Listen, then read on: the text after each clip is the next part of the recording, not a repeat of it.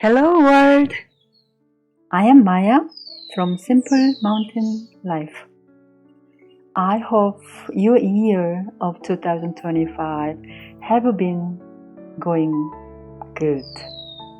Today, I like to share with you how my self-discovery and inner connection journey unfolded as I sit here on my mountain, watching the morning mist roll through the valley below.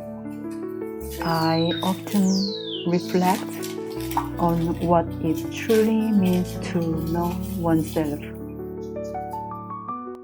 The cool mountain air carries the scent of wild herbs, and the silence speaks volumes.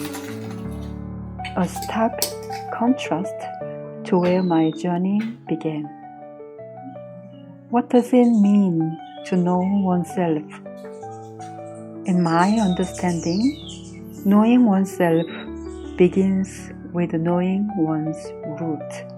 Not just abstract knowledge, but as a lived understanding of where we come from and what shapes us.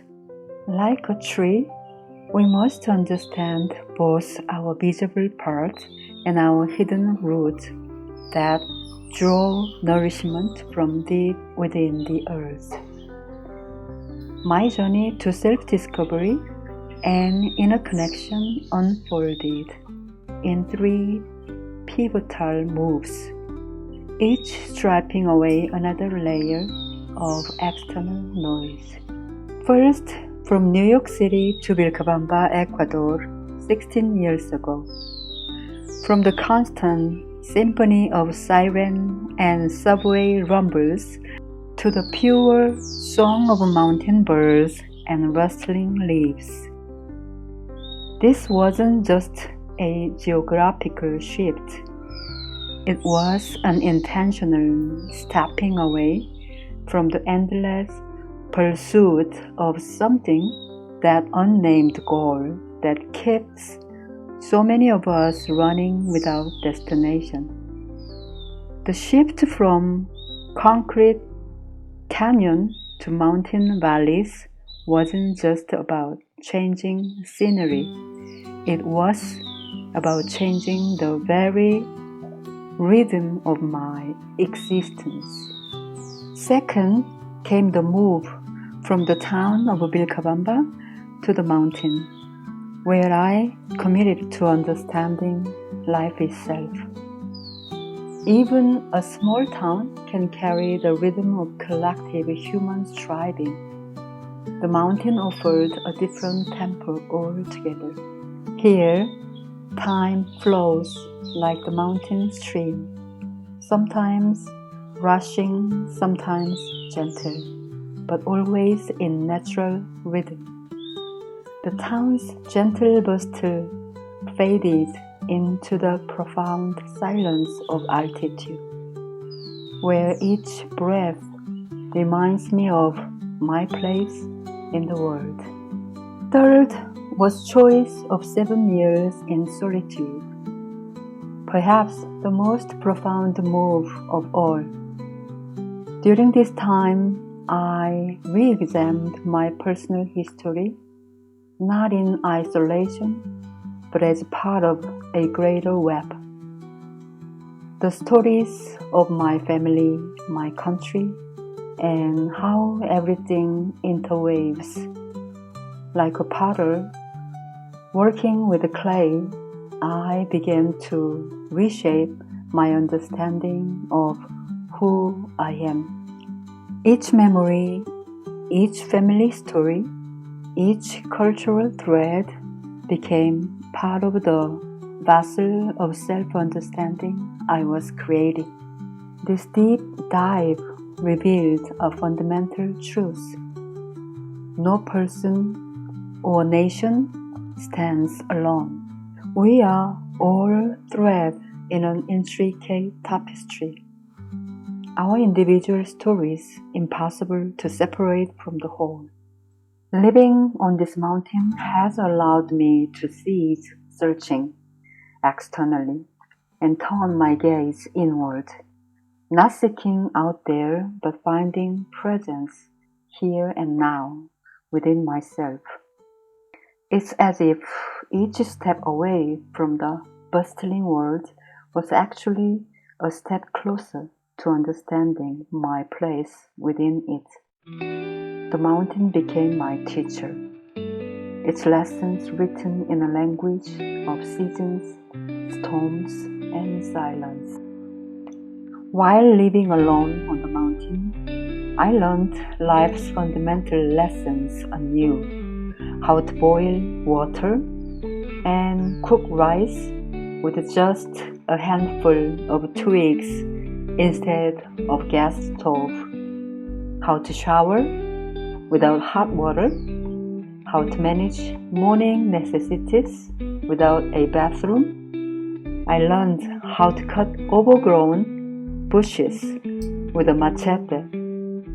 How to sprinkle vegetable seed and dance with the weed, experiencing the profound thrills of the harvest. The necessity of doing everything myself became a greater teacher for my growth, showing me the true value of all I had once taken for granted. Back then, I did it because I didn't have options, but accepting my situation. Through this journey, I realized how much I had been depending on others, and how that dependency had created layers of expectations. Expectations that often crowded my relationship with both others and myself. In the depths of this solitude, I came face to face with my own loneliness, sadness, and frustrations.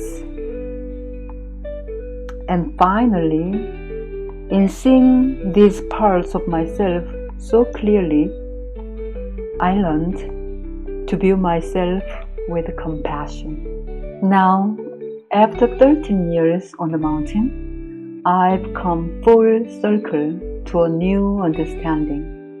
When the morning sun touches the mountain top, I see how it never stands alone, but is connected to the valleys below through countless streams and paths. Similarly, I no longer strive to do everything alone, but instead welcome the help of others. Recognizing these cooperations as its own form of wisdom. We each carry different needs, gifts, different strengths, and in sharing these, we create something richer than solitude alone could teach, like the diverse plants in my garden that support each other's growth. I've learned that true independence includes knowing when to interweave our lives with others and when to be in solitude.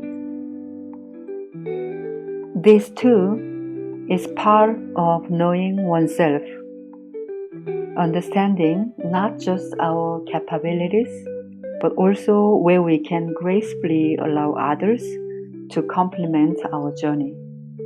The mountain taught me that strength lies not in isolation, but in knowing how to stand both alone and together. Just as a mountain is both solitary and part of a greater range. Thank you so much for watching and hope you like it.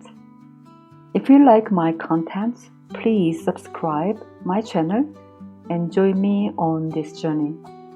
Also, if you have questions about my life here in Andean Mountain, like cost of living, daily routines, or anything about this simple mountain lifestyle, please leave me a comment below.